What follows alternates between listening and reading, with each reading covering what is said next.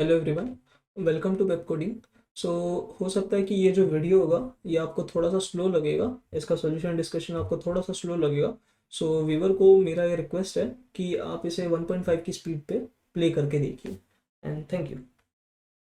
Hello everyone, welcome to web coding.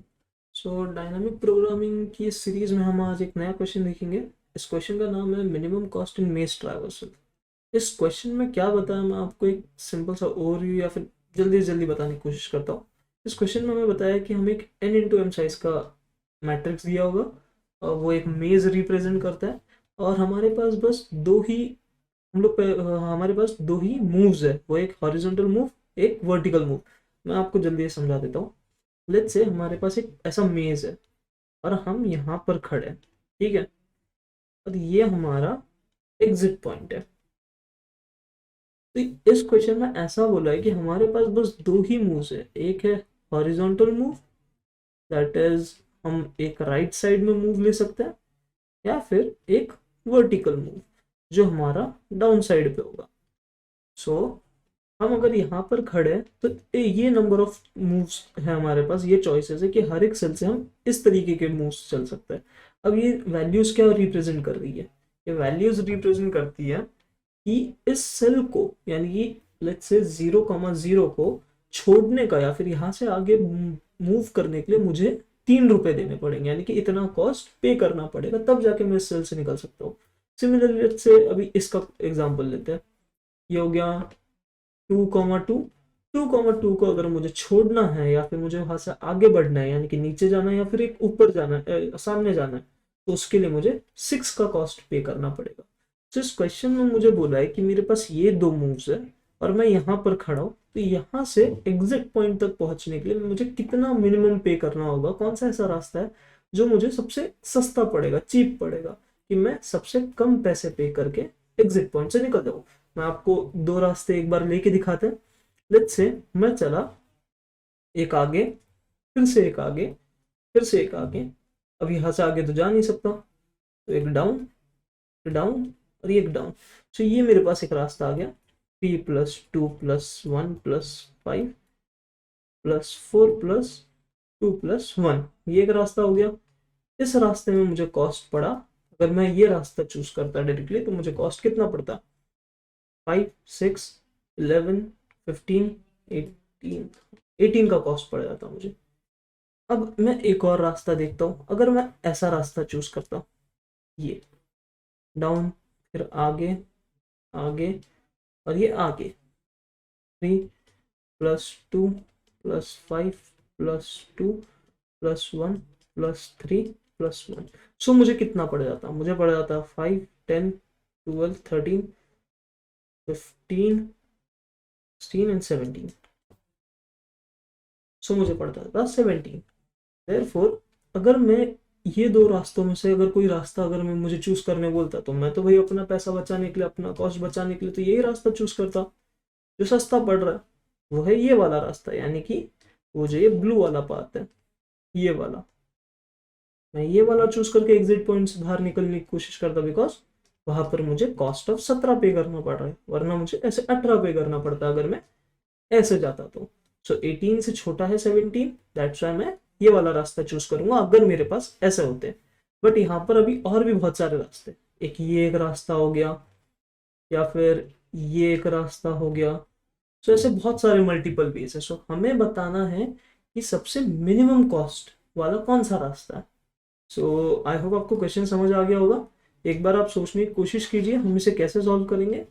और इसमें obviously हम लोग डीपी का किस तरीके से यूज करेंगे, हम किस तरीके से स्टोरेज असाइन करेंगे, उसका क्या मीनिंग होगा, डायरेक्शन ऑफ प्रॉब्लम क्या होगी, एक बार आप सोचने की कोशिश कीजिए और हम डिस्कस करते हैं इसका सोल्यूशन। वैसे अगर आपने सोचने की कोशिश किया तो इसका सोल्यूशन एक बार डिस्कस करने की कोशिश करते हैं। सो बेसिकली क्या होगा अगर हम इसे डीपी के थ्रू सॉल्व करने जाए तो डीपी के तीन मेजर स्टेप्स होते हैं। वो होते हैं first storage and meaning, second उसे डायरेक्शन ऑफ प्रॉब्लम डिफाइन करना,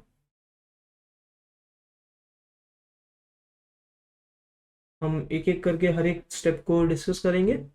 थर्ड होता है ट्रैवल एंड सॉल्व, कि हमें अगर डायरेक्शन पता चल गया देन हम ट्रैवलिंग और सॉल्विंग स्टार्ट कर देंगे। नाउ फर्स्ट इसके लिए हम स्टोरेज असाइन करेंगे। स्टोरेज कितना होगा, for M N into M size of matrix means हम एन इंटू एम साइज का ही स्टोरेज असाइन करेंगे। मैं एक स्टोरेज क्रिएट कर लेता हूँ, 2 सेकेंड में स्टोरेज क्रिएट करके वापस आता हूँ। सो यहाँ पर हमारा स्टोरेज क्रिएट हो चुका है। सो ये फर्स्ट स्टेप हमारा हो गया। नाउ आप सोचने की कोशिश कीजिए कि मीनिंग क्या साइन होगा। लेट्स से अगर हम इस सेल पे खड़े हैं और हमारा एग्जिट पॉइंट ये था, ठीक है। सो हमारा मीनिंग क्या होगा, और मीनिंग हम कैसे डिफाइन करेंगे। हम अगर इस सेल पे खड़े हैं तो इस सेल का इस स्टोरेज में ये मीनिंग होगा कि इस पर्टिकुलर सेल से एग्जिट पॉइंट तक पहुंचने का जो भी कॉस्ट है वो यहाँ पर स्टोर हो जाएगा। विच मीन्स अगर हम इसे ऐसे लिखे कि मैं जिस सेल पे खड़ा हूं, यानी कि current cell will store the total minimum cost. ये बहुत इंपॉर्टेंट है कि मिनिमम कॉस्ट होगा इस सेल से एग्जिट पॉइंट तक पहुंचने का, जो सबसे चीपेस्ट कॉस्ट होगा, मिनिमम कॉस्ट होगा, वो यहाँ पर स्टोर करेगा। So current cell will store the total minimum cost to reach the exit point. तो आई होप आपको ये समझ आ गया होगा कि ये सेल का मीनिंग क्या होगा। किसी भी सेल का, अगर हम कोई भी सेल उठा ले, जैसे कि हम ये सेल उठा ले, तो इस सेल में क्या होगा, इस सेल से एग्जिट पॉइंट तक पहुंचने का जो सबसे मिनिमम सबसे चीपेस्ट कॉस्ट होगा, रास्ता होगा, उसका जो रास्ता है उसका जो सबसे चीपेस्ट कॉस्ट है वो यहाँ पर स्टोर करेगा। सो हम इसे समझने की कोशिश करते हैं डायग्राम के थ्रू। लेट्स से हमें समझिए दिल्ली जाना है, ठीक है। हमें दिल्ली जाना है मुंबई से, और हमारे पास लेट्स से 3 रास्ते हैं। हम हरियाणा से जा सकते हैं दिल्ली, एमपी से जा सकते हैं दिल्ली, या फिर हम बिहार से होते हुए दिल्ली चले। सो ये हमारे पास और 3 रास्ते आ गए, ठीक है। सो हमने देखा कि मुंबई से, ये समझिए मुंबई है, मुंबई से हरियाणा तक जाने के लिए हमें कॉस्ट देना पड़ रहा था 100 रुपये का, यानी कि 100 रुपये का टिकट था। सेम यहाँ से मुंबई से एमपी जाने का हमारा कॉस्ट था, समझिए 60 रुपये का टिकट था। और मुंबई से बिहार जाने का कॉस्ट था लेट्स से 120 रुपये था। अब हरियाणा से दिल्ली जाने का इमेजिन कीजिए कि कॉस्ट है लगभग समझिए फिर से 100 रुपये का एक टिकट है। एमपी से दिल्ली जाने का लेट्स से एक 140 रुपये का टिकट है, या फिर जैसे 160 कर लेते, या फिर हाँ 160 कर लेते। सो 160 का टिकट है। एंड बिहार से होते हुए दिल्ली जाने का, मुंबई से बिहार, बिहार से दिल्ली जाने का हमारे पास लेट्स से 40 रुपये का टिकट है। सो हमें ये देखना है कि ये कॉस्ट प्लस ये कॉस्ट, ये कॉस्ट प्लस ये कॉस्ट, और ये कॉस्ट प्लस ये कॉस्ट, इन तीनों में जो सबसे सस्ता होगा मैं तो वही चूज करूंगा ना। विच मीन्स मैं अगर मुंबई से हरियाणा चला गया और हरियाणा से दिल्ली गया तो मुझे कॉस्ट कितना लग रहा है, मुझे 200 का टिकट पड़ रहा है।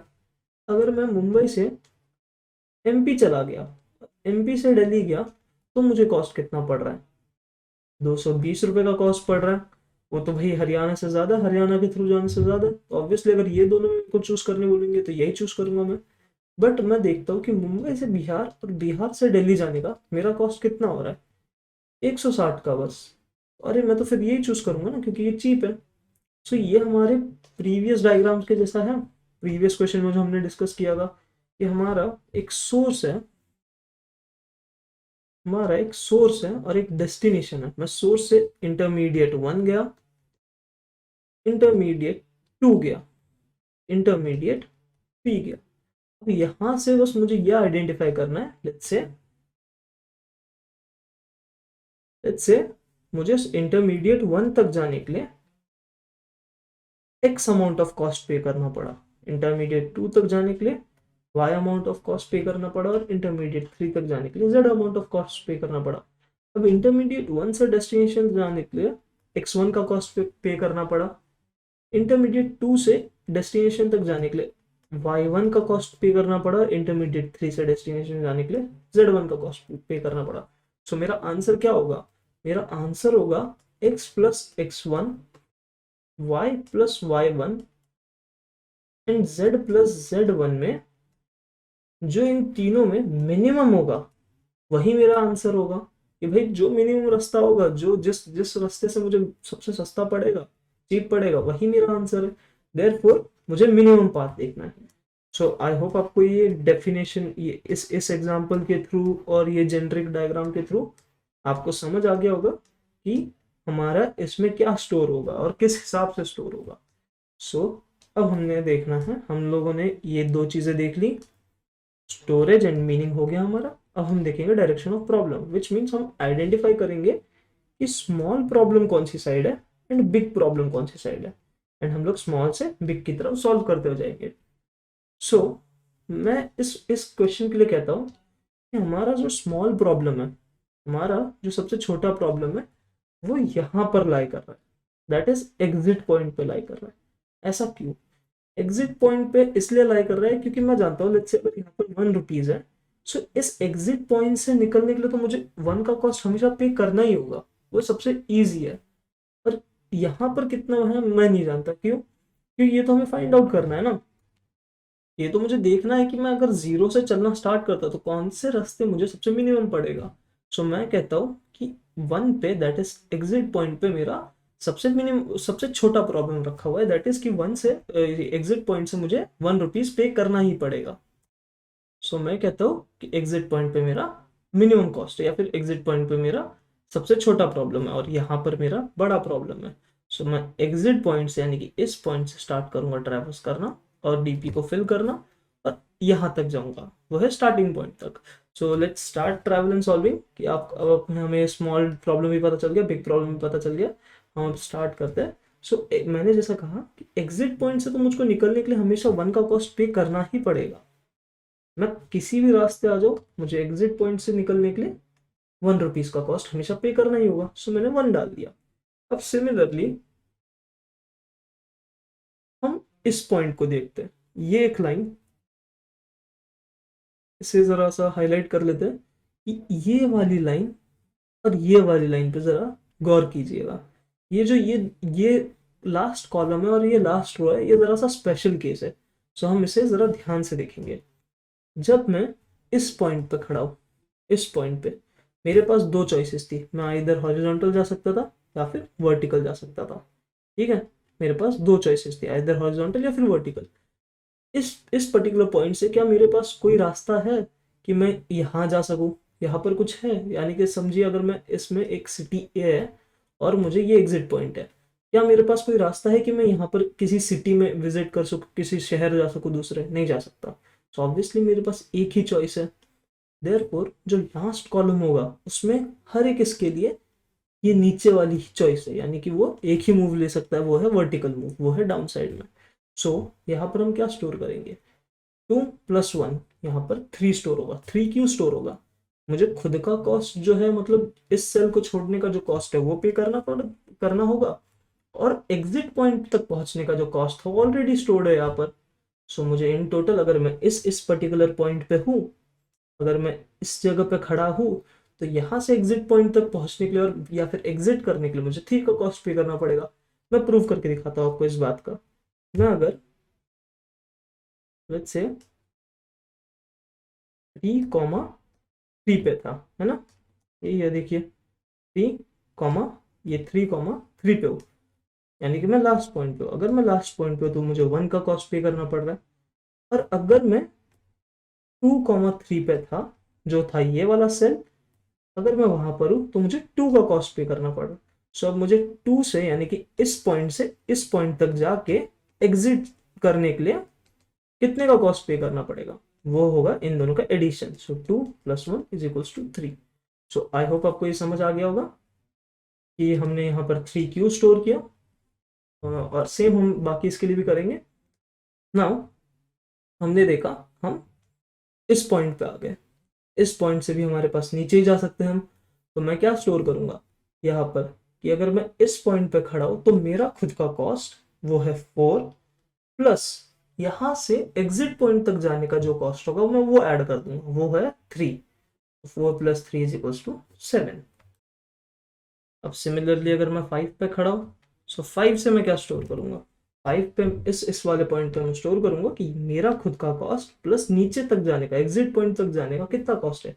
सो 5 प्लस 7 विल बी, यहाँ पर हम डीपी देख रहे हैं, डीपी में देखेंगे 7 स्टोर्ड है, 5 प्लस 7 इज 12। अब हम इस वाले पॉइंट पे आ गए, ये वाला पॉइंट फिल कर, या फिर ये वाला फिल करने से पहले हम ये नीचे वाला देख लेते हैं। ये वाला जो था, ये भी एक स्पेशल केस है, इसके पास कोई चॉइस है नीचे जाने का, नहीं है। तो इसके पास ऑब्वियसली आगे जाने का ही चॉइस है, बिकॉज नीचे कुछ है ही नहीं। तो यहाँ से हम लोग देखेंगे कि 3 प्लस 1 यहाँ पर स्टोर हो जाएगा 4। यानी कि अगर मैं इस सेल पे खड़ा हूँ तो यहाँ से एग्जिट तक जाने का कितना कॉस्ट होता है, वो है मेरा खुद का कॉस्ट और एग्जिट पॉइंट यानी कि जो उसका नेक्स्ट आगे वाला सेल था वहां तक जाना, उन दोनों का एडिशन। ये तो हो गया 3 प्लस 1 4।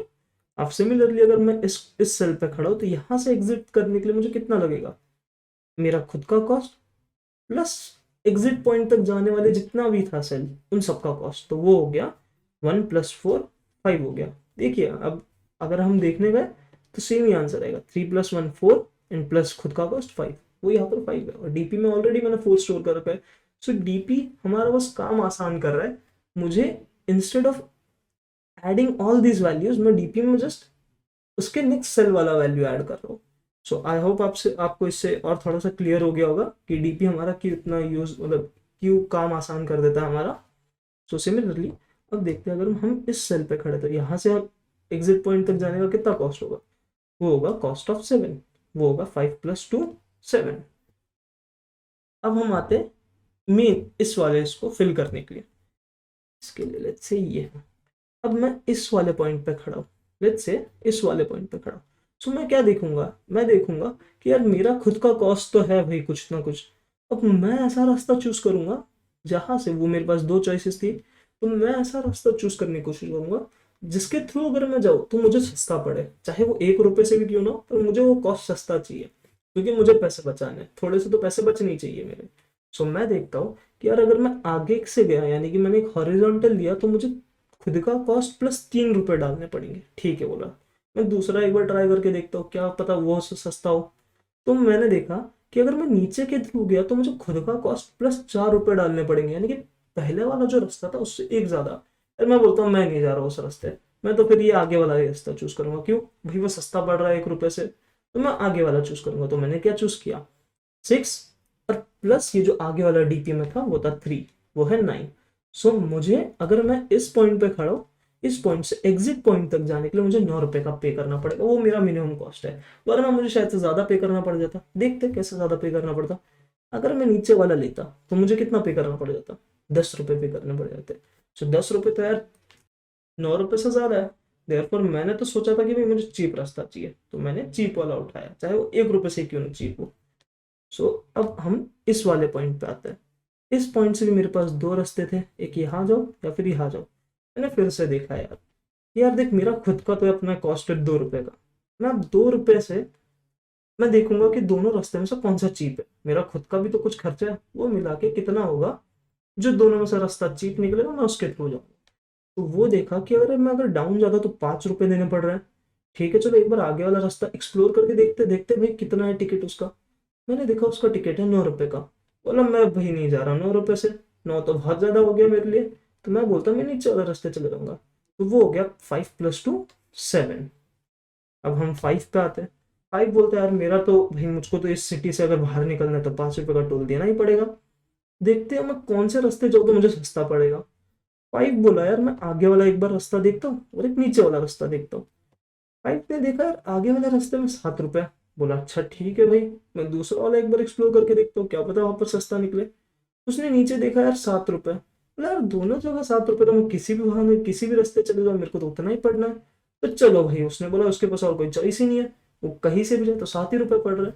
तो उसने भर दिए, उसने क्या किया, 7 रुपए भर के वो चला गया, वो किसी भी रास्ते जाए उसको तो उतना ही पड़ रहा है। सो इसी तरीके से उसने 12 रुपये पे करके एग्जिट पॉइंट तक पहुंच गया वो। अब सिमिलरली हम इस पॉइंट पे आ जाते हैं, जल्दी जल्दी करते हैं। जैसे 3 आया, 3 ने बोला यार मैं आगे जाऊं या नीचे जाऊं। फिर से देखा उसने दोनों में कौन सा छोटा है। उसने देखा अरे 9 तो बहुत बड़ा हो गया उसके लिए। उसने बोला 7 ठीक है, चलो 7 थोड़ा सस्ता लग रहा है तो 7 के थ्रू चलता हूँ। तो उसने 10 रुपये पे कर दिया। अब सिमिलरली 1 ने बोला यार मैं कहीं पे भी जाऊँ, देखते कौन सा वाला बड़ा पड़ रहा है, मुझको मेरा खुद का कॉस्ट तो डालना ही पड़ेगा ना, मैं किसी भी रास्ते तो नहीं जा सकता, मुझे जाना होगा चीप रास्ते से। तो उसने देखा यार नीचे वाला रास्ता 7 है और आगे वाला 10 है, तो बोला नहीं यार मैं सस्ते से जाऊंगा। उसने 7 के थ्रू गया, 8 आ गया। सिमिलरली 2 ने बोला यार नीचे जाऊंगा तो 12 रुपीज है, बहुत बड़ा है भाई मेरे लिए। वैसे मैं अगर 8 के थ्रू जाऊँ तो हाँ ठीक है, थोड़ा सस्ता पड़ रहा है, 2 रुपये से सस्ता पड़ रहा है, तो मैं वहीं से चलूंगा, 10। अब सिमिलरली 1 ने बोला कि यार मैं अगर नीचे से जाऊँ तो 10 रुपये पड़ रहा है, आगे से जाऊँ तो 12 रुपये पड़ रहा है, बोले 10 वाला सस्ता लग रहा है, तो 11 की थी, मतलब उसने खुद का कॉस्ट डाला और 11 बन के वो एग्जिट पॉइंट तक पहुंच गया। अब सिमिलरली 2 ने फिर से देखा आगे और नीचे। उसने बोला यार दोनों जगह तो 1 1 ही पे करना पड़ रहा है, बट वो यहाँ पर दिख रहा है आपको 1 1, यहाँ से मत कंफ्यूज हो जाइए। हमें डी पे में देखना है, क्योंकि हमने यहाँ से आगे एग्जिट पॉइंट तक पहुंचने के सारे जितने भी कॉस्ट लगने वाले हमने डीपी में स्टोर किया। मैं फिर से बता रहा हूँ, फिर से ये मीनिंग ये हो गया हमारे डीपी का। तो ये यहाँ पर जो है ये मीनिंग्स है। सो हमें इसमें नहीं देखना, इसमें तो हमें जस्ट रास्ता देखना है, हमें वैल्यूज यहाँ से देखनी है, ये बात याद रखिए।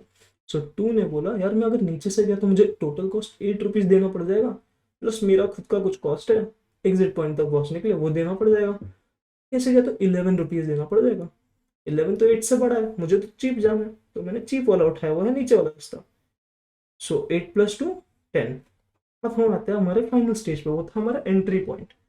एंट्री पॉइंट बोलता है यार मैं नीचे से जाऊँ या ऊपर से जाऊँ, मैं देखूंगा कौन से इसमें सस्ता पड़ रहा है। मैंने देखा यार दोनों जगह तो 10 10 है, तो मैं किसी भी रास्ते चले जाऊँ, मुझे तो भाई क्या ही फर्क पड़ना है, तो मेरे को उतना ही कॉस्ट पे करना पड़ेगा। तो मैंने किया पे इतना। तो इन दी एंड हमारा आंसर 0 0 पे लाई करता है। वो है कि हमारा आंसर फर्स्ट सेल में लाई करेगा कि इस सेल से यहां तक पहुंचने का, एग्जिट पॉइंट तक पहुंचने का कितना रुपया जाएगा।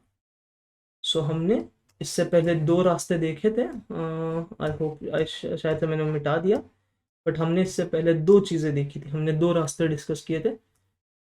वो एक ये रास्ता था एंड एक ये रास्ता था। हमने देखा कि उनका आंसर कुछ 18 एंड 17 आ रहा था, बट अब हमारा आंसर कितना आ रहा है 13।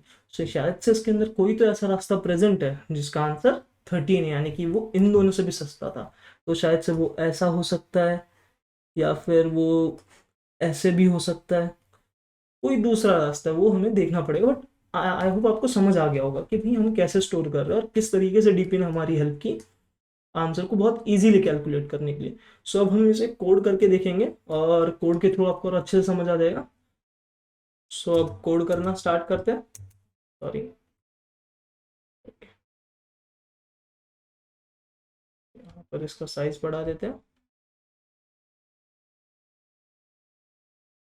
सो जैसे हमने डिस्कस किया हम वही करेंगे। हमारे पास इनपुट, सॉरी इसको क्लोज, इनपुट ऑलरेडी मैनेज्ड है हमारे लिए, हम बस ये वाला फंक्शन कंप्लीट करेंगे।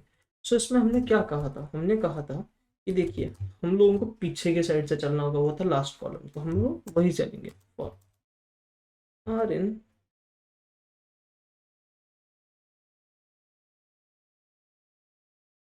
इस रिवर्स्ड का मतलब ये होता है कि हम रेंज को रिवर्स कर रहे हैं। हम नॉर्मली क्या करते थे पाइथन में, और आर इन रेंज, नॉर्मल जो रेंज है हमारा 0 से n तक जाना है तो वो देते थे, बट अगर मुझे n से 0 जाना है तो हम लोग रिवर्स्ड का यूज करते हैं।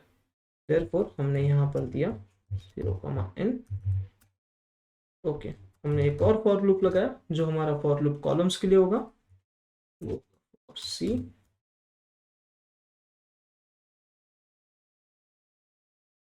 रेंज होगा इसका 0, m, बिकॉज m साइज का डीपी है हमारे पास।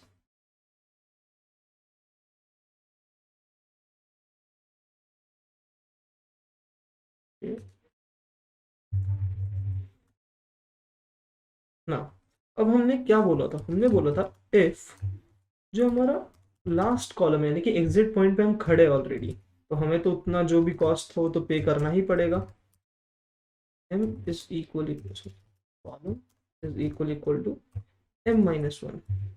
तो हमारा जो कॉस्ट है वो तो हमें पे करना ही होगा। तो डीपी ऑफ जो रो एंड कॉलम था हमारा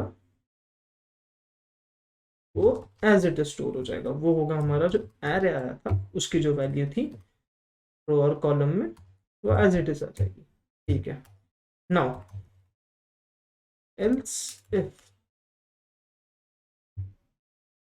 हमारा हम बोलते हैं कि हम अब last row and last column के लिए डिस्कस करेंगे, जहां पर हमारे पास नंबर ऑफ वेज या फिर नंबर ऑफ चॉइसेस बस वन थी। इधर हम हॉरिजॉन्टल जा सकते थे या फिर हम वर्टिकल जा सकते थे। सो उसके लिए हम अगर देखें तो पहले हम बोलते हैं रो इज इक्वल टू n-1। अगर हमारे पास ऐसा होता तो हम कहाँ जा सकते थे? हमारे पास बस एक ही चॉइस थी, वो था कि हम अपने नीचे सॉरी ये रो के लिए तो हम अपने आगे वाले सेल में देख सके, आगे वाले सेल से वैल्यू उठाए।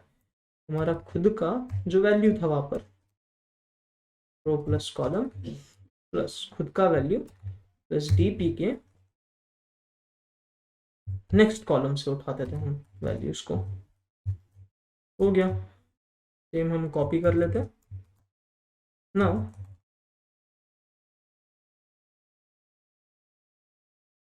elif column is equal to m-1। अगर ऐसा होता तो हम क्या करते, हम नेक्स्ट रो से आंसर उठाते, दैट इज हम लास्ट कॉलम पे खड़े। अब else dp of row column is equal to मेरा खुद का जो वैल्यू था एरे पे, यानी कि उस मेज में मेरा खुद का जो कॉस्ट था उधर रो कॉलम प्लस मैं अपने मिनिमम ऑफ अपने दो जो मेरे पास चॉइसेस थी वो थी DP of row plus 1 column and DP of column row as it is column plus 1।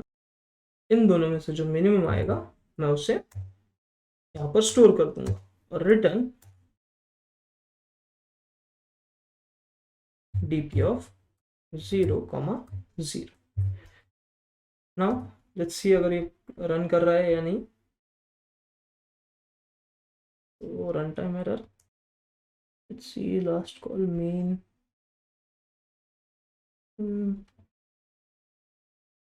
okay define, let's see यहाँ पर गलत हो गया, रेंज होगा ये। Okay, now let's try to run this code और ये हमारा एक्सेप्ट हो रहा है। सबमिट करके देखते हैं, तो ये सबमिट भी हो रहा है। सो आई होप आपको ये समझ आ गया होगा कि हमने ये कैसे किया। सो आई होप आपको इसमें डीप ये जो 3 मेन स्टेजेस थी वो समझ आ गई।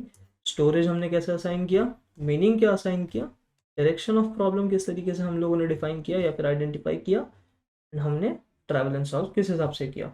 इस क्वेश्चन के लिए ये डायग्राम ज़रा मेन है, मतलब ये बहुत ही इजी अंडरस्टैंडिंग होता है इस डायग्राम से। सो इसे एक बार आप फिर से देख लीजिएगा।